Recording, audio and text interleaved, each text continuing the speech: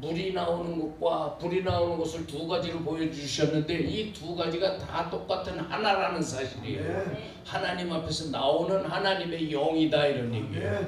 근데 성령인데 물로서 나타나는 영은 생수 같은 성령이요, 또 불로서 나타나는 영은 불 같은 성령이라 이렇게 우리가 이해를 하는 것입니다.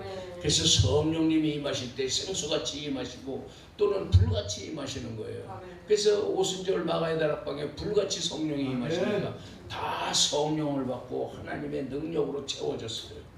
그래서 성령을 받고 예수님을 보신 사람들이 능력 있는 삶을 살고 죽은 자를 살리며 병들은 자를 고치며 예수님이 하시던 일을 그대로 하시면서 이런 복음 전도의 역사가 세상에 널리 퍼지게 되었던 것입니다. 그래서 우리는 이렇게 하나님의 성령을 받고 불을 받는 것이 영원한 생명을 얻는 것이요, 아들의 영을 내 마음속에 모심으로써 우리도 하나님의 아들이 되는 거예요. 영접하는 자, 그 이름을 믿는 자들에게 하나님의 자녀가 되는 권세를 주셨는데 성령을 받아야 하나님의 자녀가 되는 권세를 받는 거예요. 내가 육신은 그렇게 될 수가 없어요. 육신은 하나님과 원수가 되나니 하나님의 법에 굴복치 아니할 뿐 아니라 할 수도 없다 그랬어요. 육신으로는 하나님과 원수인 된 삶을 살 뿐이에요. 그래서 육신의 생각은 하나님의 원수가 되고 육신의 삶은 하나님의 기뻐하지 않는 삶이다, 이런 버림받을 삶이다. 그래서 우리는 영적인 삶을 살아야 하는데, 근데 이제 하나님께서 인자의 때 예수님의 때에 이제 심판을 하시러 이 땅에 오시는데, 그 인자의 때에 대해서 이렇게 말씀하시는 것은 너희들이 옛 세상에서 노아의 때와 롯의 때에 하나님이 어떻게 행하신 것을 주의 깊게 보고 느끼고 생각하며 인자의 때에도 그렇게 하라 하고 주님께서 우리에게 피할 길을 알려주시는 거예요. 이것은 저와 여러분을 사랑하시는 주님의 사랑의 마음으로 하시는 말씀이니까. 누가복음 8장 15절에 보니까 좋은 땅에 심기었다는 것은 착하고 좋은 마음으로 말씀을 듣고 지키어 인내로 결실하는 자니라. 우리가 예수님의 말씀을 들을 때 항상 착하고 좋은 마음으로 들으시길 바랍니다. 그래 믿는 자 속에 믿음이 역사하는 거예요. 데살로니가전서 2장 13절에 보니까 너희가 하나님의 말씀을 받을 때 사람의 말로 아니하고 하나님의 말씀으로 받으면 진실로 그러하다. 이 말씀이 믿는 자 속에서 역사하느니라. 여러분, 이 하나님의 말씀이요, 빛이 있으라 하고 하나님께서 창세기 2장 2절에 빛이 있으라 하시는 그 창조하시는 하나님의 말씀과 또 예수님이 이 땅에 오셔서 회개하라 천국에 가까웠느니라 하는 말씀과 또 이현익 목사가 지금 여기서 전하는 예수님의 말씀과 이 말씀을 동일한 하나님의 말씀으로 받아들이는 그런 믿음이 있다면 그 믿음의 역사가 믿는 자 속에서 살아계신 하나님의 말씀이 역사하신다고 말씀하고 계십니다. 우리는 동일한 믿음으로 말씀을 받아들이는 그러한 겸손한 신앙이 이루어지시기를 예수님 이름으로 축원합니다. 그래서 하나님의 말씀은 누구를 통해서 너 가서 이 말씀을 전해라 해가지고 천사가 전하는 말씀이나 이 목사야 너 제단에서 이 말씀을 해라 하나님이 감동해서 전하시는 말씀이나 하나님께서 옛적에 나타나서 하신 말씀이나 이게 동일한 하나님의 입에서 나온 말씀이요 하나님의 생각에서 나온 말씀이라고 받아들이는 그런 영적인 마음과 그런 겸손함과 진실함이 있으시기를 예수님의 이름으로 축원합니다. 진실로 그러하다. 이 말씀이 믿는 자 속에서 역사하느니라. 하나님의 말씀이 살아계신 하나님의 말씀이기 때문에 어린아이 입에서 나온 말씀이라도 하나님의 말씀이면 그 말씀을 받아들일 때 믿는 자 속에서 역사가 일어납니다. 예수님께서 오늘 본문에 세 가지 말씀을 하셨어요. 노아의 때에 된 것, 또 소돔과 고모라 땅을 심판하는 롯의 때에 된 것과 같이 인자의 때도 그러하리라 하는 말씀을 한 덩어리로 말씀하셨고요. 그 다음에 지붕에 있는 자들은 옷을 가질러 집 안으로 들어가지 말고 밭에 있는 자도 겉옷을 가질러 세간을 가질러 이 집으로 들어가지 말라고 뒤로 들이키지 말라고 말씀하시면서 롯의처를 생각하라. 아멘. 롯의처를 생각하라. 자기 목숨을 버리는 자는 얻을 것이고 보존하고자 하는 자는 죽으리라고 말씀을 하셨어요. 예, 그렇게 말씀을 하셨어요. 그것이 두 번째 덩어리예요.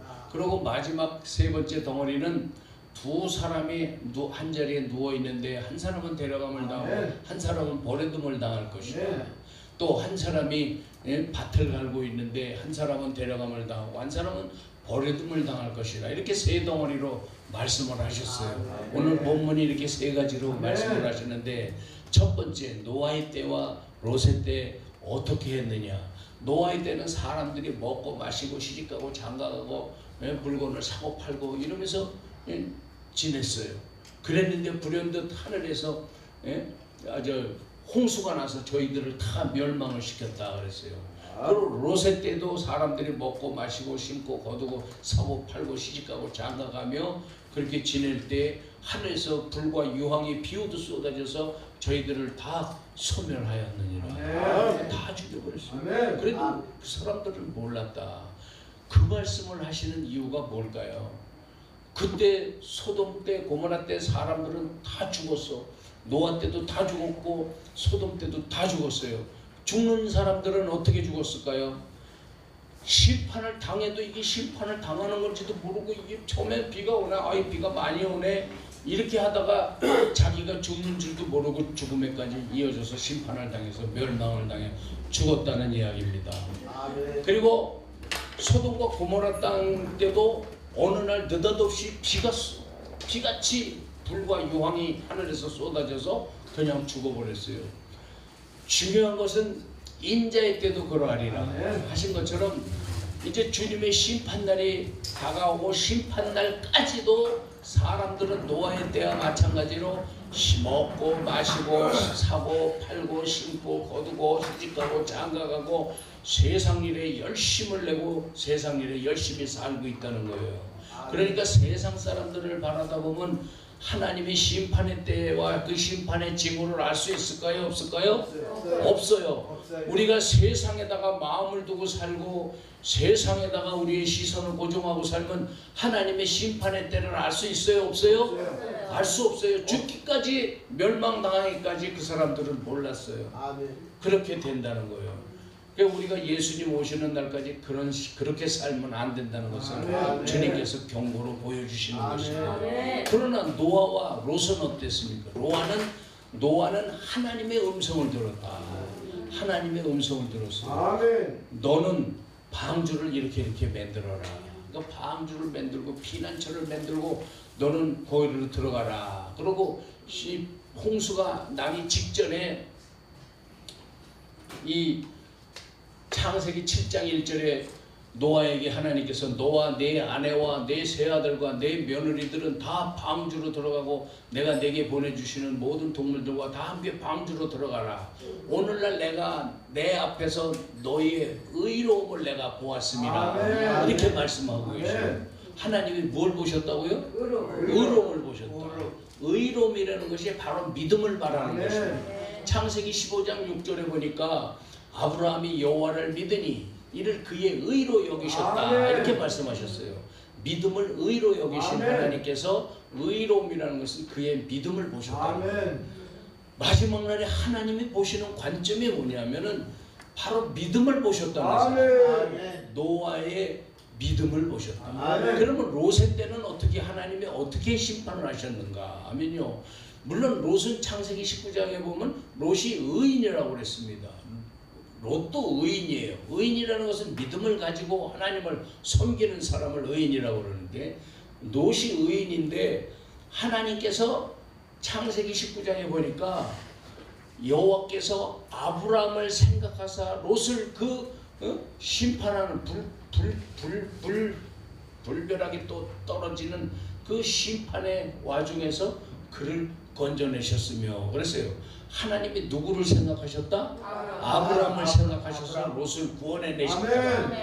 롯 자체의 믿음이 있지만은 그것보다 확실하게 기록된 하나님의 말씀에 의하면 아브라함을 생각하사 롯을 구원하셨다는 거예요. 그렇다면은 롯의 때에도 하나님은 그렇게 하시겠다고 그랬으니 저와 여러분들이 가슴에 품고 기도하는 영혼들이 있다면 이제 심판의 날까지 끝까지 그 믿음을 굽히지 말고 그 영혼을 위해서 기도하시기 바랍니다. 그 기도가 우리의 생명줄입니다. 아브라함이 롯을 위해서 기도할 때 하나님이 그 기도를 기억하시고 그 기도를 받으시고 롯을 그 멸망 가운데서 구원해내셨다.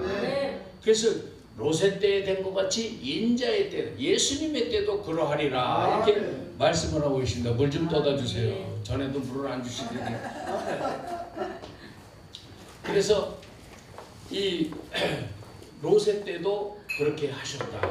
그러면 멸망받는 자와 구원받는 자들에게 있어서의 하나님께서 차이점이 있다면 그건 하나님께 있는 게 아니라 사람에게 있다는 걸 알 수 있습니다. 하나님은 세상을 지으셨고 하나님의 손으로 다 나왔으니 사람이 자기 자식으로 낳은 자는 10자식 손가락 깨물어 안 아픈 자식이 없듯이 다 하나님은 이 세상을 사랑하시지만 그 자식들이 부모의 마음을 거역하고 부모님을 기억하지 않고 부모님을 거역하고 악하고 패역한 짓을 이렇게 하니까 그 부모가 그들을 버릴 수밖에 없는 지경에 이르는 거예요. 창세기 6장에 보니까 사람의 마음과 생각이 항상 악할 뿐임을 보시고 사람 지으셨음을 한탄하시고 이 세상과 세상에 있는 것과 짐승들과 함께 땅과 함께 다 쓸어버리리라 이렇게 결정을 하신 것입니다. 그래서 하나님께서 그들을 멸망시키게 된 단초가 된 게 뭐냐면 마음과 생각이 타락을 했다는 거예요. 그럼 마음과 생각이 타락했다는 거, 마음과 생각이 어떤 데인 줄 아십니까? 마음과 생각은요 하나님을 기억하고 노아의 때에 된 것 같이 인자의 때에도 그러하리라 이렇게 말씀하시면서 노아의 때를 말씀하셨고 또 소돔의 때에 된 것 같이 인자의 때도 그러하리라 이렇게 해서 노아의 때와 소돔의 때를 말씀하셨습니다. 그러면서 인자의 때도 그러하리라 이렇게 말씀하셨어요. 그래서 오늘 말씀의 제목이 노아의 때와 예수님의 때라는 제목으로 말씀을 드리겠습니다. 우리 예수님께서 그 옛날 노아 때 심판당하시던 때와 소돔 때 심판을 당하시던 때의 말씀을 이렇게 하시면서 인자의 때도 그러하다 이렇게 말씀하셨는데요. 인자의 때, 즉 예수님의 때는 이제 지금 말씀하시는 당시를 말씀하시는 것이 아니라 이제 재림으로 다시 오시는 예수님의 때를 말씀하시는 거예요.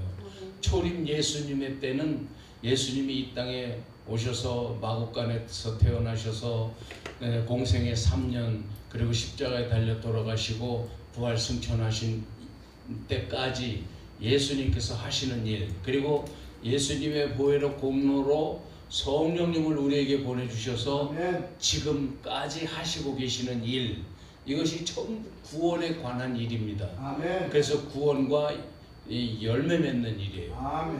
그래서 하나님이 하시는 일을 보려면 예수님의 말씀을 들으면 됩니다.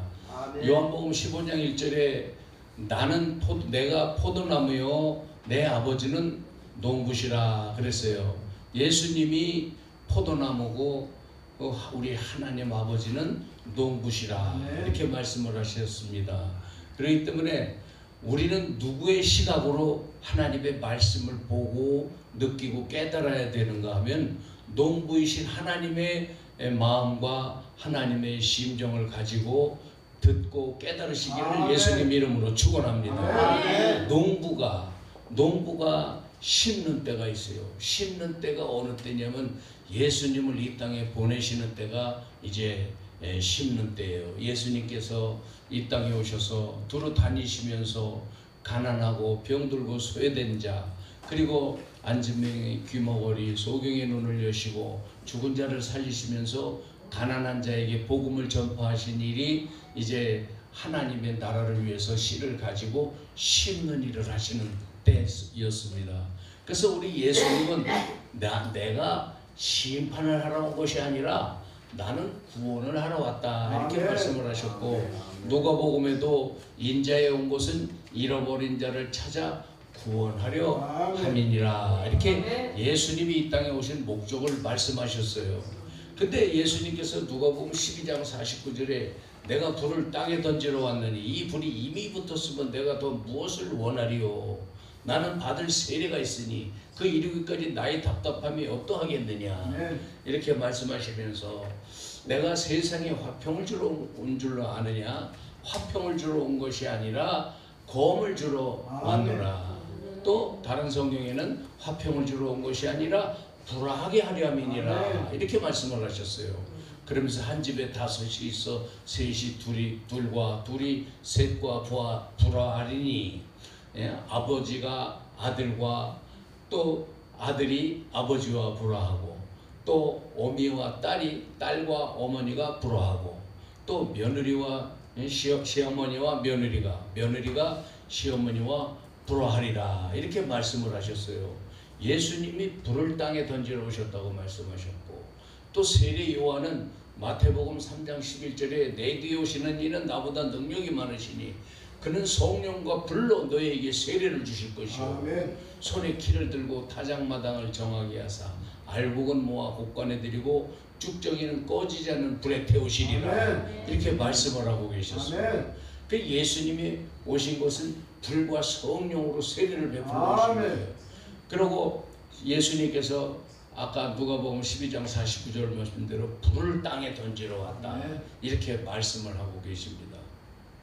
그래서 이 예수님이 하신 일은 불과 성령으로 세례를 베푸시는 일인데, 불과 성령으로 세례를 베푸시는 일을 이제 일부 목사님들이 잘못 해석을 하고 그 불이 그 심판의 불을 내리는 거라고 그렇게 말씀을 전하고 있어요. 그건 오류죠. 주님이 이 땅에 오시기를 심판을 하러 오신 것이 아니고 구원을 하러 오셨고, 주님께서 심판하러 오시는 때는 지금 이제 말씀하시는 인자의 때, 즉 예수님께서 다시 마지막 날에 강림하시는 그때, 예수님이 다시 오시는 그때가 심판하러 오시는 때고, 지금까지 오신 예수님, 또 지금도 성령님이 역사하시는 그 역사는 구원에 관한 일을 하고 계시는 것이에요. 그래서 지금은 이렇게 심판의 불을 던지러 오셔서 심판하시는 것이 아니라는 사실이에요. 근데 많은 사람들이 그 불은 심판의 불이라고, 그 불은 지옥불이라고 하면서 불 받는 것에 대해서 거부감을 느끼고 불에 대해서 엉뚱한 해석을 하는 경우가 있어요. 그러나 그 불은 심판의 불이 아니라 불이 똑같은 불인데, 그 심판의 불이 똑같은 불인데 심판을 받을 사람에게는 심판의 불이지만은 구원을 받을 자에게는 성령의 불이에요. 성령의 불. 그래서 다니엘 7장 9절을 보니까 왕자가 놓이고 하나님의 보좌가 놓이고 옛적부터 항상 계신 이가 계시는데 그 옷은 희기가 눈 같고 그 머리털은 흰 양털 같으며 그 보좌에 앉았는데 그 보좌는 붙는 불이며 보좌는 불꽃이요, 보좌가 불꽃이에요. 불꽃 속에 하나님께서 앉아 계셨던 거예요. 그리고 그 바퀴는 붙는 불이며 불이 강처럼 흘러 그 앞에서 나오며 그랬어요. 하나님의 보좌에서부터 불이 강처럼 흘러서 나오고 하나님이 불꽃 가운데 불 속에 앉아 계신 것을 다니엘 선지자가 본 거예요. 그리고 불이 흘러나오는 그 불 앞에 하나님 앞에 모셔섰는 자가 천천히요, 시위하는 자가 만만이라고 그랬어요. 그 사람들은 하나님을 모셔섰고 또 하나님을 시위하고 있는, 마치 우리나라 왕의 앞에 만조백관들이 쫙 이렇게 도열하고 있을 때 그 보좌 앞에서부터 불이 강처럼 흘러나왔어도 그 주변에 도열하고 서 있는 사람들은 전혀 해를 받지 않았다 이거예요. 그 하나님 보좌 앞에서 불이 강처럼 흘러나오는데 그 앞에 시위하고 모셔섰는 자들이 하나도 불의 해를 받지 않았다는 사실이에요. 그래서 그 하나님께로부터 나온 불은 하나님께 속한 자, 하나님의 자녀들에게는 전혀 해를 끼치지 않는 불이라는 사실이에요. 그 불이 하나님을 대적하는 자, 하나님을 거스리는 자, 하나님 마음에 합당치 않은 자들은 전부 태워 죽이고 소멸하는 소멸의 불이에요. 똑같은 불인데 이렇게 다르게 하나님이 역사하시는 거예요. 그래서 이런 것들이 불에 대한 오류가 있어서 제가 오늘 말씀을 전하기에 잠깐 불을 거부하는 사람들, 불에 대해 잘못 알고 있는 사람들에 대해서 제가 이런 말씀을 잠깐 먼저 올리고 말씀을 전합니다. 그 고린도후서 2장 14절에 우리는 그리스도를 나타내는 그리스도의 향기라 그랬어요.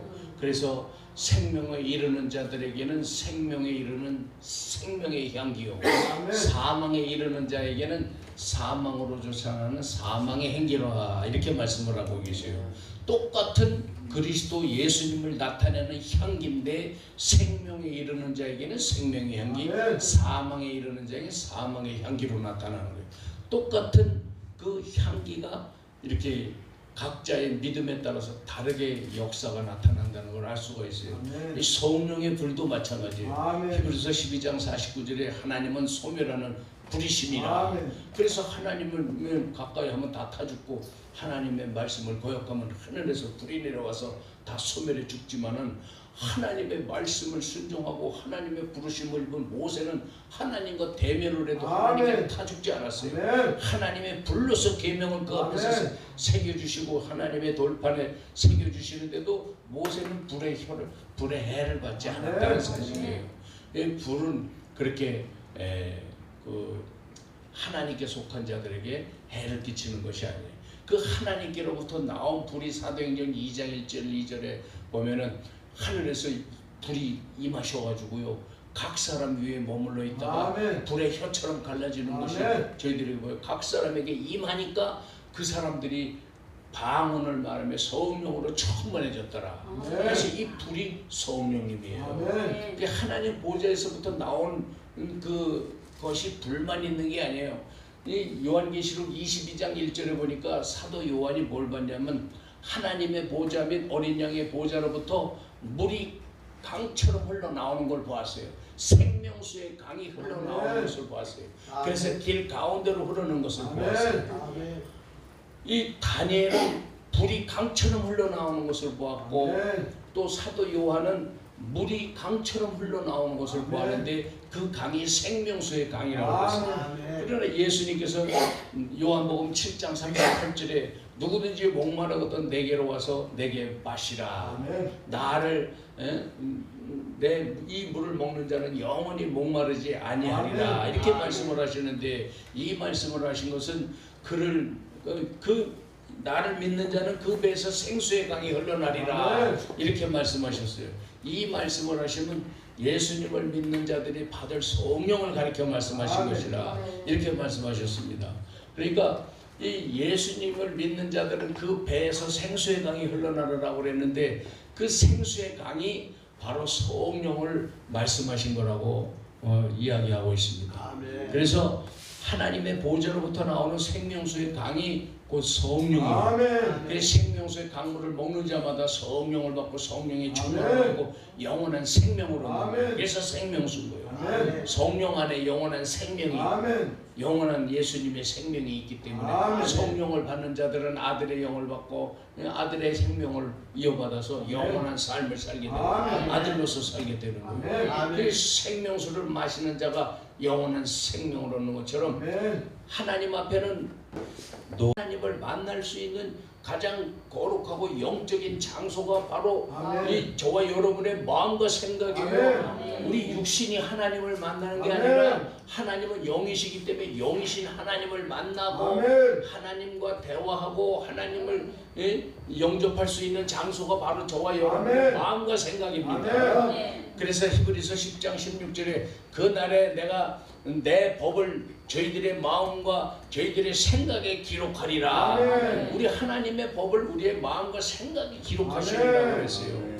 요한복음 13장 2절에도 가룟 유다가 마귀가 벌써 가룟 유다의 마음속에 예수님을 팔려는 생각을 넣었더니 이 생각 속으로 예수님을 팔려는 생각을 마귀가 집어넣었다고 그랬어요. 이 생각의 영역, 우리들의 마음의 영역이 바로 주님을 모시고 주님을 섬기고 하는 영적인 영역인 것을 우리가 알 수가 있습니다. 그래서 이런 마음과 생각 속에 하나님을 모시고 하나님을 기억하고 하나님을 사랑하고 섬기고 하나님께 기도하고 기도가 육신으로 하는 거예요? 마음으로 하는 거예요? 마음으로 하는 거예요. 하나님을 사랑하는 마음, 존중히 여기는 마음과 하나님을 의지하는 마음으로 하는 것이 기도인데 이 마음과 생각 속에 하나님이 계셔야 그 하나님을 향해서 기도를 하는 건데 마음과 생각에는 하나님이 안 계셔. 먹고 마시고 시집가고 장가가고 사고 팔고 이 세상 일로 가득하고 육신의 향이하고 그러면 마음의 생각에 꽉 차 있고 이렇게 되면은 어떻게 되겠어요? 하나님이 그걸 어떻게 그걸 내버려 두겠어요? 그냥 육신을 깨뜨려 버리실 수밖에 없는 거예요. 이게 세상 노아 때 또 소돔 때 하나님의 심판하시는 그 주된 그 핵심적인 이유가 마음과 생각 속에 하나님이 안 계셨고 그 마음과 생각 속에 하나님이 안 계실 뿐만이 아니라 이 세상적이고 마귀적이고 육신적인 것으로 가득했기 때문에 그런 거예요. 육신적인 사람들은 하나님을 기쁘시게 할 수 없어요. 육신적인 생각이 하나님과 원수가 됩니다. 그렇기 때문에 육신적인 속에는 마귀의 놀이터고 마귀의 텃밭이 되기 때문에 육신의 생각으로 따라가면 멸망을 당하는 거예요. 그래서 로마서 8장 10절 11절에 너희가 육신대로 살면 반드시 죽을 것이고 영으로서 육신의 행실을 죽이면 살리니 우리는 영으로서 육신의 행실을 제어하고 죽이고 살아야 돼요. 너희는 갈라디아 5장 16절에 성령을 쫓아 행하라. 성령을 쫓아 행하면 성령이면 육신의 소욕을 거스리고 육신은 성령의 소욕을 거스려 서로 이 둘이 원하는 것을 행하지 못하게 하리 아멘이라. 영의 소욕을 거스릴 수 있는 확실한 방법은 성령을 따라가는 거예요. 우리의 마음 생각을 주장하고 나의 이 인생길을 잡아 이끄는 이 육신의 마음 육신의 생각을 과감하게 집어 던져버릴 수가 있어요. 그래서 이사야 55장 6절 7절에 너희는 여호와를 만날 만한 길을 찾으라. 가까이 계실 때 그를 보라. 악인은 그 길을 버리고 불의한 자는 그 생각을 버리고 여호와께로 돌아오라. 우리가 악한 일을 행하던 거 버릴 수가 있어요. 불의한 자가 불의한 생각을 한 거 버릴 수가 있어요. 버릴 수가 있기 때문에 그것을 버리고 하나님께로 돌아오라고 하는 거예요. 우리가 다 할 수 있는 거 하나님 하게 하시는 겁니다. 그래서 옛세상 사람들이 그것을 버리지 않았고 하나님을 기억하지 않았기 때문에 심판을 받았는데 이제 우리의 마음과 생각 속에 예수님을 모시고 하나님을 사랑하고 섬기고 하나님을 두려워 떨며 섬기는 경외하는 믿음이 있으시기를 바랍니다. 이 믿음이 있는 한 저와 여러분을 하나님이 심판하지 않으시고 멸망시키지 않으시고 나를 믿는 자는 심판을 받지 아니하는 것이요. 요한복음 3장 18절 이하에 보면은 예수님을 믿는 자는 심판을 받지 않는다고 했어요. 심판을 받지 않습니다. 심판을 피해가는 거예요. 그 사랑하는 자들 노아가 심판을 받았어요. 심판을 피하게 하셨잖아요. 롯이 심판을 받았어요. 심판에서 건져내셨잖아요. 하나님이 심판을 피하게 하시고 건져내심으로 말미암아 심판을 받지 않게 하시는 것입니다. 여러분 심판에 대한 가장 완전한 피난처가 어딘 줄 아십니까? 예수님 안에. 여러분 이 세상이 심판받을 때 우리가 예수님 안에 거하면 예수님 안에 거하는 자들은 심판을 받지 않는 거예요. 방주 안에 거할 때 홍수 심판을 받을 수 있어요? 없어요? 없어요. 받지 않았어요. 그 방주가 다시 말하자면 예수님 안에 예표예요. 소돔과 고모라 성에서 탈출한 자가 소알성으로 피했을 때 그 소알성은 도피성이에요. 그 살인당한 자들이 억울하게 살인을 한 사람들이 피해서 생명을 구원하는 성이 소알성 그 도피성인데요. 거기로 딱 피하는 자들은 거기 제사장 죽을 때까지 거기서 생명 안전하게 지키다가 제사장이 죽으면 자유함을 얻어서 이제 세상에 나와서 살아도 끄떡없는 거예요. 그 도피성 그런 그 성으로 피난할 때 생명을 보존하신 같이 하나님께서 이 심판의 날에도 피할 길이 있다는 거예요. 예수님께서 저와 여러분을 사랑하시고 자신의 자녀를 삼으신 우리 인생들을 사랑하시기 때문에 피할 길을 알려주시기 위해서 이제 주님의 사랑으로 오늘 본문 말씀을 말씀해 주시는 거예요. 이 말씀이 이 심판을 받는 자들에게 있어서는 두려운 심판 날에 피할 수 없는 길이지만 우리 예수님 안에 있는 자들에게 있어서는 이 예수님의 말씀이 곧 피난길이요. 피할 수 있는 피난처예요.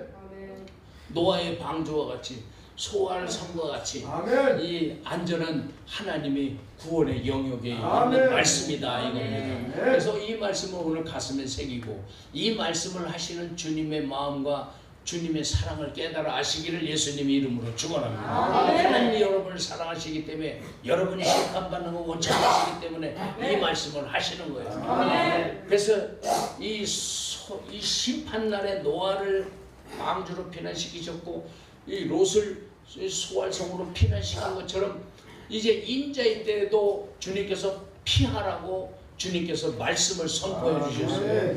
요한계시록 18장 4절을 보니까 그런 말씀하셨어요. 내 백성아 거기서 나와 그들의 죄에 참여하지 말고 그들의 받을 심판을 받지 말라 이렇게 말씀하고 계세요.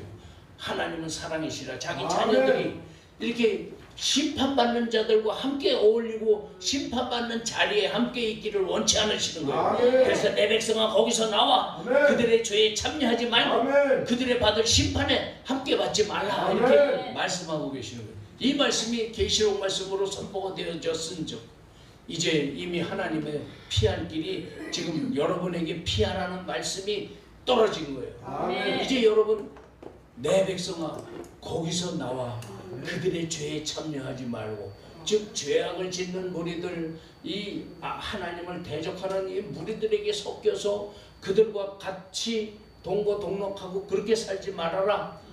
거기서 나오라고 말씀하시는 거예요. 즉 구별된 삶을 살라고 말씀하시는 겁니다.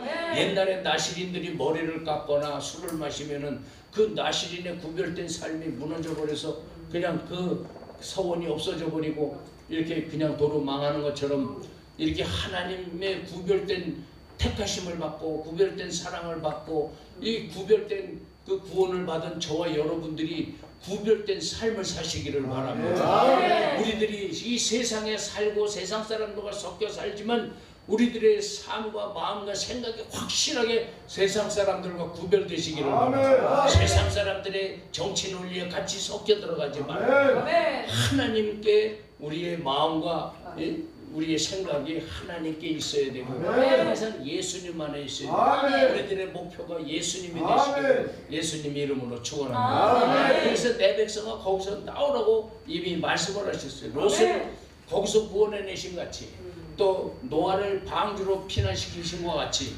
하나님께서 내 백성아 거기서 나와 그들의 죄에 참여하지 말고 그들의 받을 심판을 함께 받지 말라고 계시록 18장 4절에 말씀하셨다.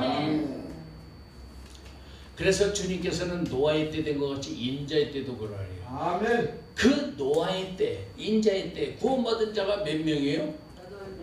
노아 때는 8명, 롯의 때는 3명이었어요. 4명이 될 뻔했는데 막판에 소활상까지 들어가는데 그 구원의 자리까지 왔는데 어떻게 됐어요? 롯의 처가 뒤를 돌아다봤어. 그래서 지금 첫 번째 덩어리를 말씀하시는 끝자락에 롯의 처가 등장하는 바람에 할 수 없이 두 번째로 넘어가게 됐어요. 두 번째로 갈 때 이 지붕에 그때 지붕에 있는 자는 세간을 가질러 집으로 가지 말며 또 밭에서 있는 자들은 옷을 가질러 다시 집으로 들어가지 말라 이렇게 말씀하셨어요. 세간, 옷 그렇게 뒤로 가지 말라고 하시면서 롯의 처를 생각하라 이렇게 말씀하셨어요. 왜 롯의 처를 생각하라고 말씀하신 걸 보니까 롯의 처가 세간 때문에 세간의 미련을 두고 뒤를 돌아다 본 걸 알 수가 있어요. 자기가 살고 있었던 자기의 소유와 재산에 미련이 있어서 뒤를 돌아다 본 것임을 알 수가 있어.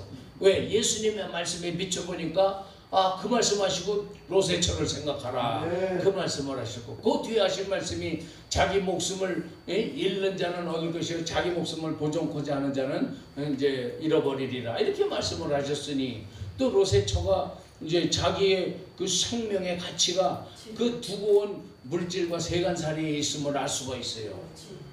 여러분 마태복음 6장 21절에 내 보물이 있는 곳에 내 마음도 있느니라 그랬어요. 예수님께서 저와 여러분이 이렇게 이 세상 살아가면서 여러분의 보물, 가장 최우선의 가치를 어디 두고 사십니까? IMF 때 수많은 가정들이 무너지고 막 기업이 부도가 나고 쓰러지고 막 사업이 무너지고 할 때 사람들의 재산이 다 막 없어지고 난리가 났었어요. 재산이 없어지니까 자기 생명을 포기하고 자살하는 사람들이 많아졌었어요. 그때 자살하고 깨진 가정이 수도 없습니다. 그러면 그때 그 자살하고 무너진 사람들의 그 가치관을 되돌이켜 보게 되면은 재산이 없어지고 물질이 없어졌다고 해서 그들의 생명을 포기한 걸 보니까 그들의 보물이 어디 천국에 있었어요? 아니면 이 세상에 재물이 있었어요? 이 세상에 재물이 있었어요.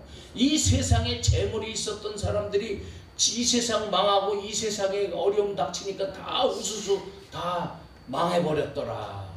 롯의 처도 그 환난에 피하는 날 자기 생명을 구원하신 하나님의 은혜와 그 사랑을 기억하지 않고 자기 두고 온 재물을 생각했다는 건 하나님보다 재물을 더 사랑했어요. 마태복음 19장에 부자 청년이 와서 선한 선생님이요 어떻게 영생을 얻으리까? 그러니까는 가서 너는 역사 율법을 다 지켜라. 그러니까 나 그거 어려서부터 다 지켰습니다. 그러니까 그러면 너 오히려 한 가지 부족한 것이 있으니 내 가진 소유를 다 팔아 가난한 자들에게 나눠주고 그리고 와서 나를 쫓으라. 그러니까 이 부자 청년이 재물이 심히 많은 거로 근심하며 예수님 앞을 떠나갔더라. 그 떠나간 걸로 끝났으면 좋은데 예수님께서 그 뒤통수에다 대고 하신 말씀이 중요해요. 부자가 천국에 들어가기가 어떻게 어려운지 낙타가 바늘 구멍 속으로 들어가는 것이 더 쉬우리라 그렇게 말씀하셨어요. 그 부자 청년은 영생에 대한 소원이 있었고 영생에 가고 싶은 소원이 있어서 주님 앞에 나왔지만 그러나 그 영생에 대한 소원에 대한 대답이 내 가진 부자인데 내 가진 소유를 다 팔아서 가난한 사람들한테 다 나눠주고 그리고 와서 나를 쫓으라. 그리하면 하늘에서 보화가 있으리라. 그렇게 말씀하시는데 이 사람은 믿음이 없었어요. 주님의 말씀을 믿었으면 이 세상보다 하늘의 소망을 두고 이 세상보다 하늘의 보화에 더 마음을 두고 거기를 쫓아갔었어야 되는데 이 롯의 처처럼 이 재물이 많은 거로 심히 근심하며 예수님을 떠나가 버렸어요. 그 사람의 마음의 가치, 이 삶의 최우선순위가 재물이었던 거예요. 그러니까 재물에 근심을 두고 재물을 드릴 수가 없고 버릴 수가 없고 그러니까 근심하면서 예수님을 떠나가고 재물 쪽으로 간 거예요. 여러분 예수님이 그 말씀을 힘줘하신 것이 저와 여러분을 사랑하시는 거예요. 사랑하는 저와 여러분들은 삶의 우선 가치를 재물에 두지 말고 이 세상의 것에 두지 말라. 이 세상은 100년도 못 되는 삶을 살고 살다가 훌쩍 가버릴 잠시 머물 세상이고 너희들이 저와 여러분이 거할 수 있는 영원한 처소는 하나님 나라다. 그래 거기서 영원한 삶을 살 텐데 거기에 가서 살 영원한 축복을 항상 대비하고 거기에 마음 두고 살아라 하는 말씀이에요. 그래서 마태복음 6장 33절에 31절에 너희는 무엇을 먹을까 무엇을 마실까 무엇을 입을까 하지 말라. 이게 다 이방인들이 구하는 것이다. 이방인들은 천국의 구원에서 제외된 사람 천국까지 못하는 사람, 지옥 가는 사람들을 말하는 거예요. 이방인들이 구하는 것이다. 너희는 먼저 그의 나라와 그의 의를 구하라. 하나님의 나라와 그 의를 구하라고. 이 우리들의 삶의 최우선 가치, 영적인 목표가 하나님 나라에 두라고 예수님께서 말씀하신 거였어요. 그렇기 때문에 우리는 농부의 시선으로 바라다 봐야 되지만 예수님이 하신 말씀의 중심, 저와 여러분은 영원 전부터 계시고 영원 후까지 영원히 존재하고 계신 사랑의 하나님 곁에서 영원히 하나님의 사랑 안에서 행복하게 살길 바라시는 우리 아버지 하나님의 마음을 헤아리고 알고 그 마음을 쫓아서 하나님 마음에 합당한 삶을 사실 때 하나님이 기뻐하시고 또 하나님의 뜻이 이루어져요. 그래서 이 말씀에서도 항상 예수님께서 저와 여러분과 영원히 동거동락하시고 싶으신 그 주님의 사랑과 그 마음에서 비롯된 말씀이에요. 사랑하는 자들에게 향하시는 말씀. 그래서 겉옷을 가진 너 뒤로 돌이키지 말고 로세처를 생각하라. 로세처처럼 살지 말아라. 로세처처럼 살면 반드시 죽는다. 너희가 육신대로 살면 반드시 죽을 것이다.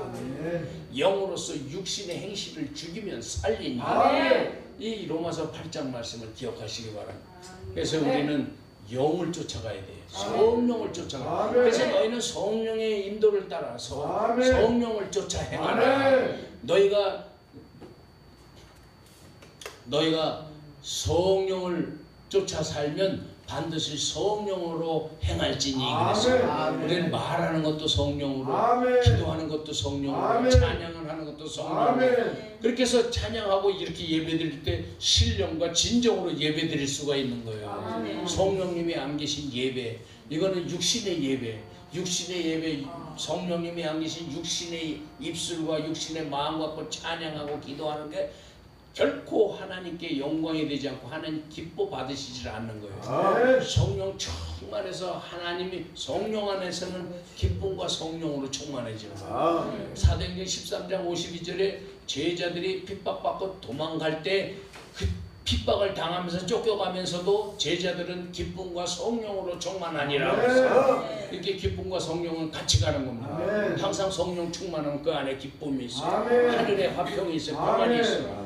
그렇기 때문에 하나님의 것으로 채워졌기 때문에 결코 아무리 환난이 오고 어려움의 때가 닥치고 막 두려움 이런 것이 다가와도 절대 쫄거나 두려워하지 않습니다. 그리고 어떤 엄청난 두려움과 환난 앞에서도 기쁘고 평안하는 거예요. 예수님이 파도가 휘몰아치는 데서도 주님께서는 평안하게 잠을 주무실 수가 있는 것은 예수님 안에 평안이 있으시기 때문에 그 평안으로 말미암아 파도여 잠잠하라. 잠잠해지게 하시고.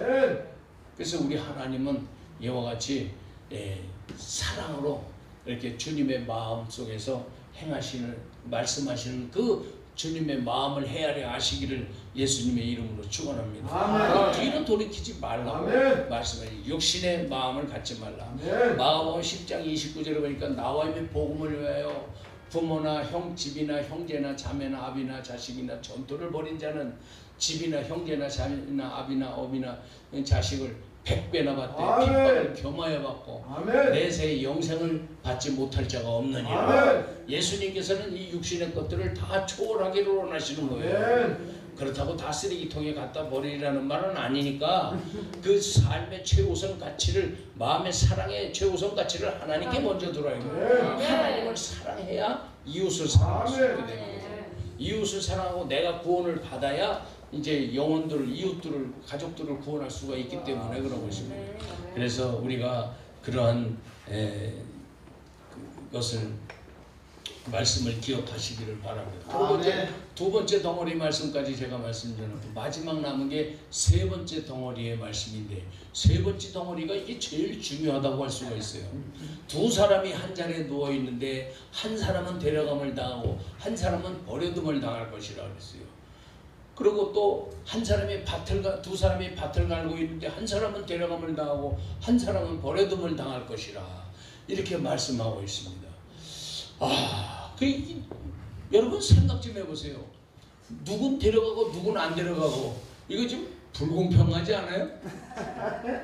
근데 내가 이 말씀을 읽으면서 내가 처음에 믿음의 초기에 이거 한 사람 데려감을 당하고 한 사람 버림을 당하면은 그러면 50%는 구원하고 50%는 버려둠을 당한다는 얘기 아니야? 이렇게 하고 놀랬는데요.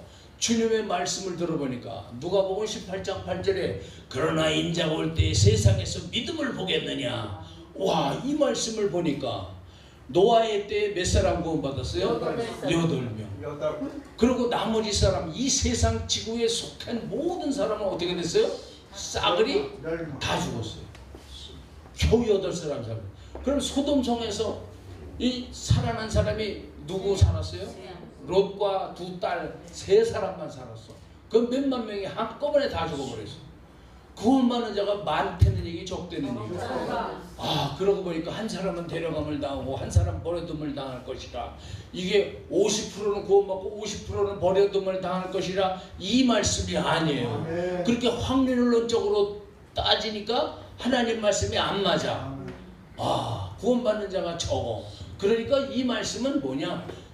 이 두 부류의 사람 중에 어떤 부류의 사람은 데려감을 당하고 어떤 부류의 사람은 버려둠을 당한다는 그 말씀이에요. 그런데 구원받는 자가 적은 걸 보니까 구원받는 자가 누군가? 그럼 누구를 데려갔는가 하고 제가 성경을 찾아봤어요. 제가 창세기를 연구를 했거든요. 그래서 창세기 연구해가지고 그걸 이렇게 카톡으로 만들어서 창세기 1장부터 50장까지 해가지고 이제 원하는 성도님들에게 한 장씩 매일 하루에 한 번씩 보내드려서 1장부터 50장까지 이렇게 다 보내드리고 그래요. 근데 목사님들이 사실은 더 좋아하시더라고요. 아무튼 그렇게 연구를 좀 했었는데 누구를 데려갔나 했더니 창세기 5장 21절에 보니까 에녹이라는 사람이 나오는데 에녹이 65세에 무두셀라를 낳았고 무두셀라를 낳은 후 300년을 하나님과 동행하더니 여호와께서 그를 데려가심으로 세상에 있지 아니하더라. 와, 누구를 데려갔나 했더니 에녹을 데려가셨어요. 왜 데려가셨나 하고 봤더니 에녹이 어떻길래 데려가셨나 했더니 에녹이 300년을 하나님과 동행하고 있다가 하나님이 데려가셨어요. 이거 그냥 두고 보기도 아까우니까 아예 데리고 가셨어요. 뿌리를 뽑아갖고 가셨어. 이 세상에 에녹의 씨가 없어요. 아주 흔적이 없어. 왜? 그냥 데려가 버리셨기 때문에. 다른 사람들은 흔적이 있을까요? 없을까요? 다 있죠. 다 무덤 속에서 흙이 입자라도 하나씩 남아있을 거 아니에요. 근데 에녹은 산채로 데려가 버리셨어요. 그것도 누굴 데려가셨나 했더니 엘리야를 데리고 가셨어요. 불말과 불수레를 보내셔서 택시를 딱 보내셔가지고 하늘 택시 딱 타고 쫙 올라가 버렸어요. 그래가지고 짠 하고 하늘로 올라가 버렸어요. 그 두 사람의 삶을 보니까 다 엘리야가 평소에 뭐라고 그러냐면 내가 모시는 만군의 여호와의 사심을 가리켜 맹세하노니 이렇게 말씀을 하셨어요. 여호와의 내가 모시는 만군의 여호와라. 그래서 엘리야는 항상 마음에 여호와 하나님을 모시고 살았어요. 그렇기 때문에 그냥 낮이고 밤이고 항상 하나님의 능력이 나타나고 기적이 나타나고 무슨 기적이 일상이 됐던 거예요. 왜? 하나님을 모시고 살았기 때문에. 하나님과 동행을 했던 사람이다. 그래서 하나님과 동행한 사람들을 하나님이 데려가셨구나. 그러면 에녹이 어떤 사람이며 그 노아는 또 어떤 사람이며 노아가 또 구원받았을 때 노아가 홍수로 방주에 1년을 있었어요. 1년 뒤에 딱 땅에 내려와서 처음 한 일이 뭐예요? 하나님께 제사를 드렸더라. 그 노아가 제사를 드린 게 방주에서 새나 짐승들한테 제사 드리는 법을 배워가지고 제사를 드렸을까요? 아니면 홍수 전에 어떻게 배워가지고 제사를 드렸을까요? 홍수 전에 제사 드리는 법을 알았겠죠. 그러니까 홍수 후에 딱 제사를 드렸어요. 그럼 홍수 전에 제사를 드리는 법을 누가 제사를 드리는 걸 보고 배웠을까요? 아버지. 창세기 22장에 보니까 이삭이 아버지 손을 붙잡고 그러고 모리아산으로 제사를 드리러 가는데 이삭이 궁금했어요. 아버지, 불과 칼은 있는데 번제할 어린 양은 어디 있나이까 하고 자기 아버지한테 물어봤어. 그러면 이삭이 아버지한테 그렇게 물어볼 때 이삭이 제사 드리는 법을 알았어요? 몰랐어요? 알았다는 얘기 아니에요. 그럼 어린 이삭이 어떻게 제사 드리는 법을 알았을까? 예? 자기 아버지가 그보다 어렸을 때부터 제사 드리는 걸 봐왔기 때문에 알았을 거 아니에요. 그렇죠? 그래, 아버지가 돌아가셨을 때 누가 제사 드렸을까? 아버지 아브라함이 돌아가시고 난 뒤에 누가 제사를 드렸을까? 이삭이 제사를 드렸죠. 이삭이 제사를 드리는 걸 보고 야곱이 돌 빼고 잠자고 그렇게 가다가 거기서 이렇게 돌을 갖다 놓고 기름을 붓고 제사 드리는 거 흉내를 냈는데 그것도 제사죠. 흉내가 아니고 제사인데 그렇게 제사 드리는 걸 어떻게 봤을까? 그 아버지 이삭을 통해서 보고 배운 거 아니에요. 즉 제사를 드리고 그 믿음의 유전이 자기 아버지 자기 조상들의 유전을 따라서 그 믿음의 전승이 돼서 그렇게 제사를 드리고 그 믿음이 흘러왔다는 것을 알 수가 있어요. 그러면 노아의 아버지가 누구냐? 노아의 아버지는 라멕이요. 777세를 살고 돌아가시는데 홍수가 나기 5년 전에 돌아가셨어. 그러면 그 할아버지는 누구냐? 바로 무두셀라예요.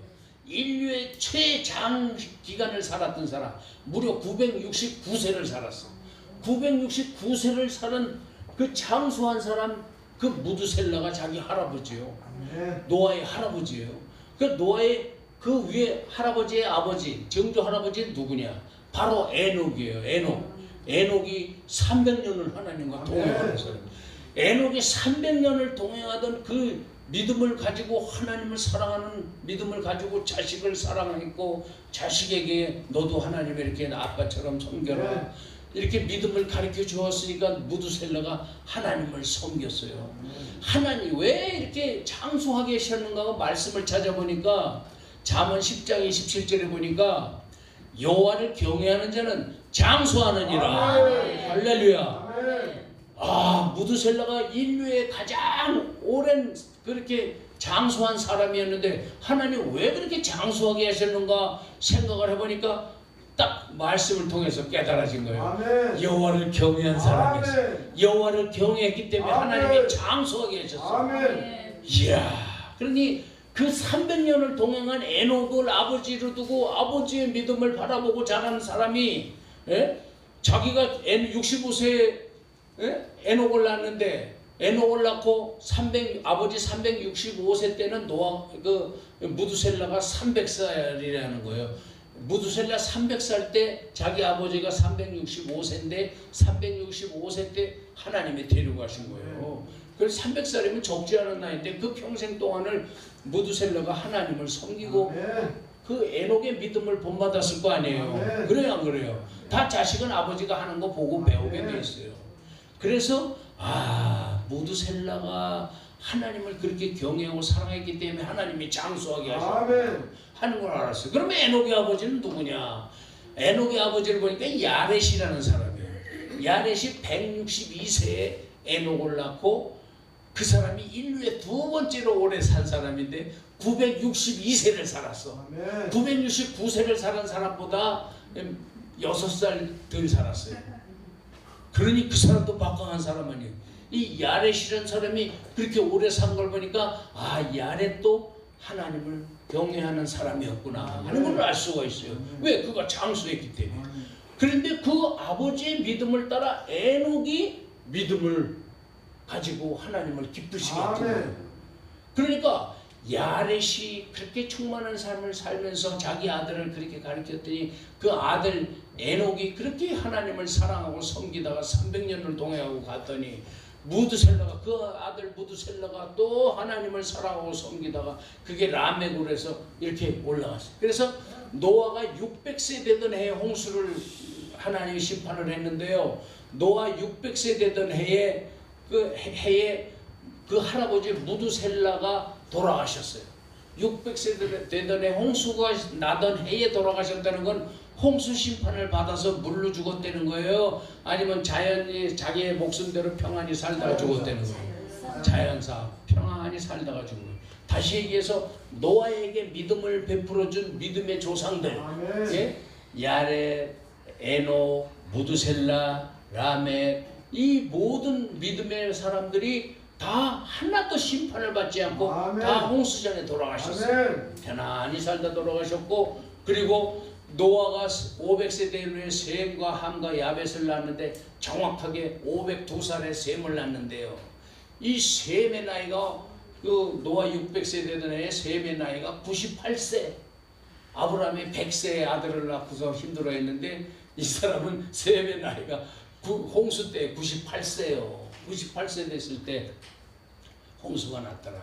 그래서 제가 홍수 때 노아를 구원하신 그 노아의 믿음의 내력을 쭉 훑어보았더니, 야, 노아의 조상들이 참 믿음으로 훌륭한 믿음의 사람들이었고 또 믿음을 유전으로 이어받고 그 믿음을 그대로 지키며 살았던 사람들이었어요. 여러분, 저와 여러분들도 이제 주님 오시는 날까지 하나님께 받은 그 믿음을 우리가 가르치고 우리가 자손들에게 심어주고 그렇게 해서 우리의 믿음의 유전을 계속 이어나가시기를 바랍니다. 이제 마지막 때가 왔다 갔으니까 주님 오실 날이 가까웠기 때문에 우리 모두가 다 들림 받아야 되지만, 들림 받는 그 순간까지 어린아이라 할지라도 믿음을 가지고 있으시기를 예수님 이름으로 축원합니다. 그럼 그 믿음으로 그대로 정육하는 거예요. 노아의 때에 된 것 같이 인자의 때도 그러하리라. 그런데 두 사람은 데려감을 당하고 한 사람은 데려감을 당하고 한 사람은 버려둠을 당하는데 과거 쪽에 데리고 간 사람, 하나님이 데리고 가신 사람을 보니까 다 믿음이 있는 자요 성령 충만한 사람을 데려가셨어요. 여러분 이제 주님이 오시는 그날, 이제 주님께서 한 사람은 데려감을 당하고 한 사람은 버려둠을 당할 때 데려감을 당하는 저와 여러분 되시기를 예수님이 축원합니다. 성령의 인도를 따라서 하나님과 동행하는 거예요. 성령님은 요한복음 16장 13절에 진리의 성령이 너에게 오시면 너희를 진리 가운데로 인도하시게 했어요. 그 진리 가운데가 누구요? 예수님이에요. 내가 요한복음 14장 6절에 내가 곧 길이요 진리요 생명이니 내가 곧 길이고 내가 진리고 내가 생명이다. 예수님 말씀하셨어요. 성령님은 진리의 영이신데 우리를 진리 가운데로 인도하신다. 예수님 가운데로 인도하신다. 고린도 전서 1장 30절에 보니까 그리스도 예수님은 하나님께로부터 나와서 너희는 하나님께로부터 나와서 그리스도 예수님 안에 있고 우리가 하나님께로부터 나와서 예수님 안에 있고 예수님은 하나님께로부터 나와서 우리의 지혜와 의로움과 거룩함과 구원함이 되셨다 그랬어요. 우리는 현주소가 예수님 안에 있어야 하는 거예요. 그래서 이 요한복음 15장에도 보면 너희가 내 안에 거하고 내 말이 너희 안에 거하면 무엇이든지 원하는 대로 구하라 그랬어요. 환난 날에 예수님 안이 피난처라고 그러셨죠. 예수님 안에 거하는 것이 완전한 피난처의 삶이에요. 근데 요한일서 4장 13절에 보니까 그의 성령을 우리 안에 주심으로 우리가 그 안에 거하고 그가 우리 안에 거하는 줄 우리가 아느니라. 우리가 성령을 받음으로써 우리가 성령 안에 거하는 거예요. 또 성령이 우리 안에 거하는 거예요. 이게 동시적인 일이 이루어지는 거예요. 내가 성령님을 마음에 모시면 내가 동시에 성령 안에 거하는 거예요. 예수님을 내 마음에 영접하면 동시에 내가 예수님 안에 거하는 거예요. 여러분 내가 예수님 안에 거한다는 것이 성령 안에 거한다는 거예요. 성령님을 내 안에 모신다는 것이 동시에 내가 예수님 안에 거한다는 말씀이에요. 그렇기 때문에 이 마지막 환난 때는 이 예수님 안에 거하시길 예수님 이름으로 축원합니다. 계시록 7장 3절을 보니까요, 재앙을 내리는 천사에게 하나님의 말씀이 임하시는데 너희는 땅이나 바다나 나무를 해하지 말고 이 이마에 하나님의 인 맞지 않은 사람들만 해라고 계시록 9장 3절에 말씀하고 계시네요. 그리고 9장 4절에 말씀하시네요. 그리고 계시록 7장 3절에는 우리가 하나님의 종들의 이마에 인치기까지 땅이나 바다나 나무를 해하지 말라 이렇게 말씀하고 있습니다. 즉 이 세상을 심판하기 전에 하나님께서 사랑하는 영혼들에게 하나님의 인을 이마에 하나님의 인을 치신다고 말씀하고 있어요. 그럼 여러분들 하나님의 이마에 인을 맞아야 돼요? 안 맞아야 돼요?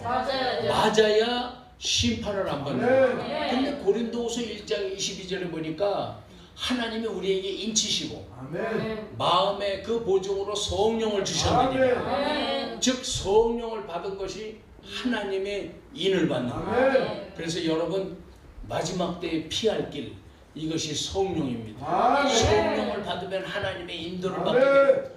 그때 하나님이 우리를 인도하시는 그 인도하심을 따라 심판을 피하고 환난을 피하고 우리는 하나님이 베풀어 주시는 이 세상의 환난을 받지 않게 되는 거예요. 그리고 넉넉한 구원에 이르게 되는 거예요. 그래서 예수님께서 이 제자들에게 하시는 말씀이 우리 모두에게 하시는 말씀이에요. 그래서 우리 오늘 말씀을 생각하면서 주님께서 이 사랑하시고 자기 손으로 아들 삼아주신 우리 저와 여러분들을 향해서 하시는 말씀, 이 재난, 이 환난 날에 피할 길, 이 심판 날에 피할 길에 대해서 오늘 말씀을 해주셨습니다. 우리의 피할 길은 오직 성령님입니다. 성령 충만 받는 자를 하나님이 데려가시고 성령 충만 받는 자를 하나님이 지켜 보호해 주시기 때문에 그렇습니다. 어디서나 무엇을 하든지 성령님을 마음에 모시면 내가 에녹과 같이 성령님과 동행하는 삶을 사는 거예요. 내 마음속에 하나님을 항상 모시고 하루하루를 동행하며 사는 저와 여러분 되시기를 예수님의 이름으로 축원합니다.